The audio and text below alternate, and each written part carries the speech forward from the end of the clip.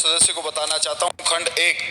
जी हां, राज्य सरकार ने जन घोषणा पत्र में राज्य के शिक्षित बेरोजगार युवा वर्ग को 3500 रुपये तक प्रतिमाह बेरोजगारी भत्ता दिए जाने की घोषणा की थी, जिसकी अनुपालना में दिनांक 1 फरवरी 2019 से राज्य में मुख्यमंत्री युवा संबल योजना का संचालन किया, जिसके अंतर्गत पुरुष आशार्थियों को 3000 रुपये, ट्रांसजेंडर महिलाएं एवं विशेष योग्यजन आशार्थियों को 3500 रुपये प्रतिमाह बेरोजगारी भत्ता दिया जा रहा है।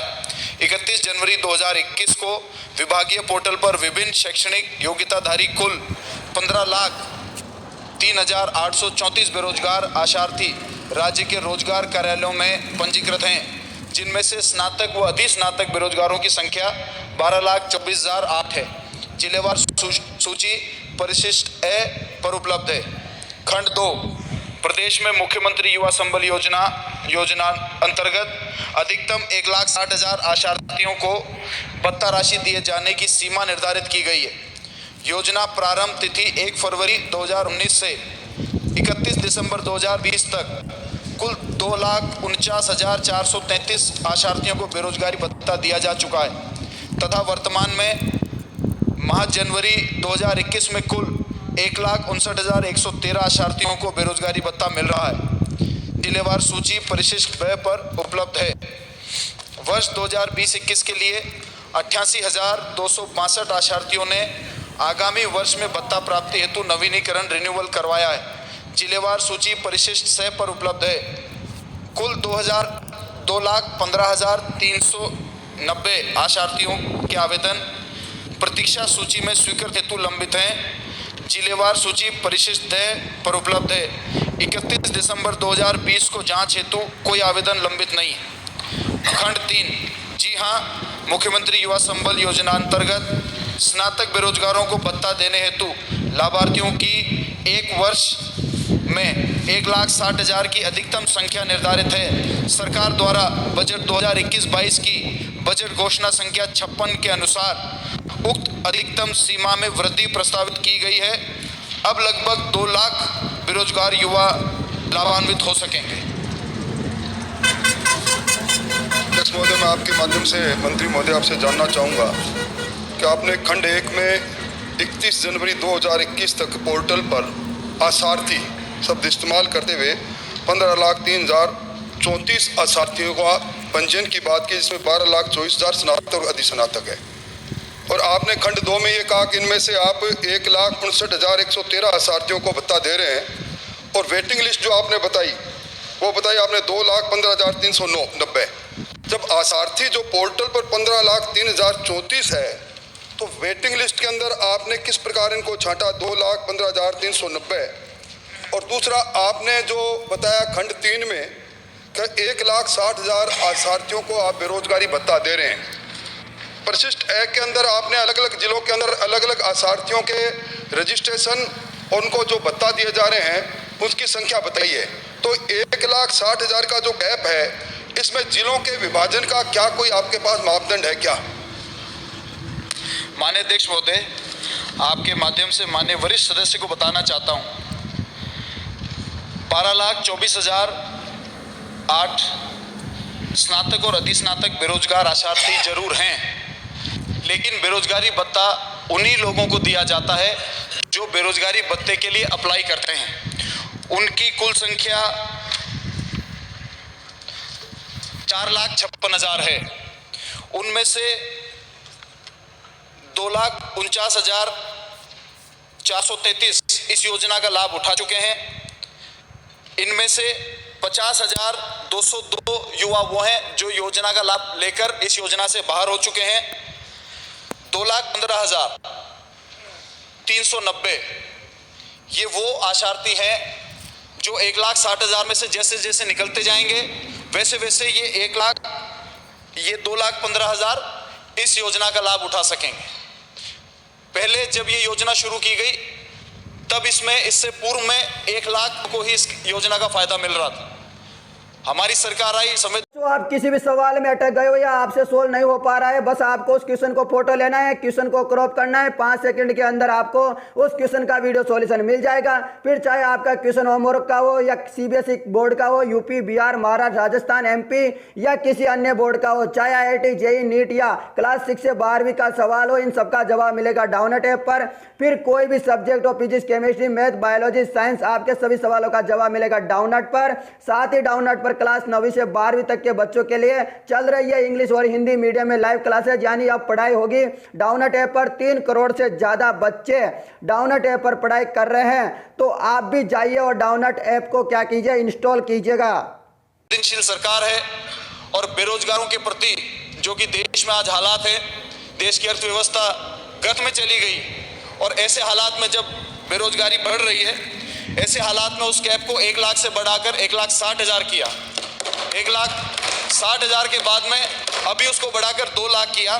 1,60,000 जब पूर्व में निर्धारित हुआ तो 1 लाख से 1,60,000 जो 60,000 ऊपर के लेने थे, वो जो ओवरेज होने वाले आशार्थी थे उनको पहले लिया गया। लेकिन आज की तारीख में पहले आओ पहले पाओ है, किसी जिले का, किसी क्षेत्र का, किसी वर्ग का इसमें ऐसा कोई निर्धारित नहीं है। जो पहले ऑनलाइन अप्लाई करेंगे वो जैसे जैसे आशार्थी हटते जाएंगे वैसे वैसे वो ऑनलाइन उसके अंदर जुड़ते जाएंगे। अध्यक्ष महोदय, मैं मंत्री महोदय आपसे जानना चाहूँगा कि खंड 2 में आपने 1,59,111 में से जो रिन्यूअल किया है वो 88,262 आशार्थी बताई है। तो ये जो रिन्यूअल, इसका मतलब ये है कि आप एक बेरोजगार को मात्र 1 वर्ष के लिए बेरोजगारी बता देते हैं, या रिन्यूअल 1,59,000 में 88,262 का कैसे हुआ? और आपने जो परिशिष्ट में बताया है, राजसमंद जैसे जिले में सिर्फ 1951, जैसलमेर में 1828 और अलवर जो जिला है उसमें 22,920 और भरतपुर में 16,156। ये इतना आशार्थियों के बेरोजगारी भत्ते में इतना वेरिएशन क्यों है? ये क्या वहाँ बेरोजगारी नहीं है राजसमंद में, जैसलमेर में? और क्या यहाँ ज़्यादा बेरोजगारी अलवर में और भरतपुर में? इनको बताइए आप। माननीय अध्यक्ष महोदय, माननीय सदस्य इस विधानसभा के बड़े धुरंधर माने भी जाते हैं और मैं भी मानता हूँ, लेकिन मैं आज तैयारी पूरी करके आया हूँ। मैं आपको बता दूँ कि 88,000 जो रिन्यूअल हुए हैं, इसका मतलब माननीय अध्यक्ष महोदय ये नहीं है कि 1 साल के लिए दिया जा रहा है। पूर्व में जिनका चल रहा है, काफ़ी आशार्थियों का 2 साल पूरा हो गया है, काफ़ी आशार्थी उम्र का कैप पार कर गए हैं और काफ़ी लोगों ने जो उनका रिन्यूअल टाइम 1 महीना होता है, जून महीना अगर उनका आखिरी बेरोजगारी भत्ता मिलने का फर्स्ट ईयर का आखिरी मंथ है तो जुलाई का पूरा महीना उनको रिन्यूअल डॉक्यूमेंट्स पेश करने का समय दिया जाता है। यदि उस 1 महीने के अंदर वो अपने रिन्यूअल डॉक्यूमेंट्स अपलोड नहीं करते हैं तो उनका नाम स्वतः ही कंप्यूटर से हट जाता है। तो ये 3-4 प्रक्रिया है जिसके तहत जो पूर्व के लाभ आशार्थी होते हैं उनका नाम कट जाते हैं और जो समय से अपनी प्रक्रिया पूरी करते हैं, एज लिमिट के अंदर आते हैं और जिनका 1 ही साल पूरा हुआ होता है उनको वापस रिन्यू किया जाता है। अगला प्रश्न बहुत लंबा हो जाएगा। एक सेकंड। मैं अध्यक्ष महोदय, मंत्री जी से ये जानना चाहता हूँ कि 1,60,000 का जो राइडर है वो या तो नौकरी मिलेगी या भत्ता मिलेगा, इन दोनों का कोई तालमेल है क्या? आपकी घोषणाएं थी या तो नौकरी मिलेगी या भत्ता मिलेगा, तो ये 1,60,000 की जो कैप है आपकी उस घोषणा पत्र को पूरा करने के लिए है या केवल दिखाने के लिए? माननीय अध्यक्ष महोदय, माननीय नेता प्रतिपक्ष जी को भी मैं बताना चाहता हूं कि मैं हमारी घोषणा का पत्र लाया हूं।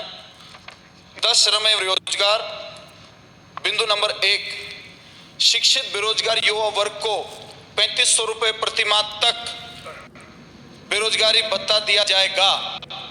इसमें नौकरी देंगे या बेरोजगारी भत्ता देंगे इस प्रकार का कोई उल्लेख नहीं है, तो ये कहां से लेकर आए? कृपया करके आप मुझे बताएं कि वो कौन सा पत्र है जिसमें आपने ये लाइन पढ़ी है। तो यदि आपके पास विशेष कोई पत्र आया तो आप हमें बताएं ताकि हम उसके ऊपर काम कर सकें। मेरे हाथ में ये घोषणा पत्र है और इसमें यही लाइन लिखी हुई है। अगला प्रश्न बाबूलाल नागर। बाबूलाल नागर, अगला प्रश्न। प्रश्न संख्या 206 माननीय अध्यक्ष महोदय, इनका उत्तर पढ़ावा मान लिया जाए। पूछिए आप, प्रश्न पूछिए। अध्यक्ष महोदय, मैंने मंत्री महोदय से ये जानना चाहा था कि ये जो बाल श्रमिक और बंधुआ मजदूर, इनके पुनर्वास और इनके आर्थिक सहायता के लिए मंत्री महोदय ने तत्कालीन सहायता बताई है। मैं आपसे निवेदन करना चाहूँगा अध्यक्ष महोदय, प्रश्न पूछिए आप। प्रश्न पूछ रहा हूँ सर, केंद्रीय क्षेत्र बंधक श्रमिक पुनर्वास योजना के अंतर्गत आपने तत्कालीन सहायता 20,000 बताई है, उसमें प्रोविजन दिया हुआ है बालकों के लिए 1 लाख रुपए दे रखा है, श्रमिक बच्चा है तो 2 लाख रुपए दे रखा है, और अगर श्रमिक महिला ट्रांसजेंडर या बच्चे अमुत किए या उनका यौन शोषण संबंधित है तो 3 लाख रुपए दे रखा है।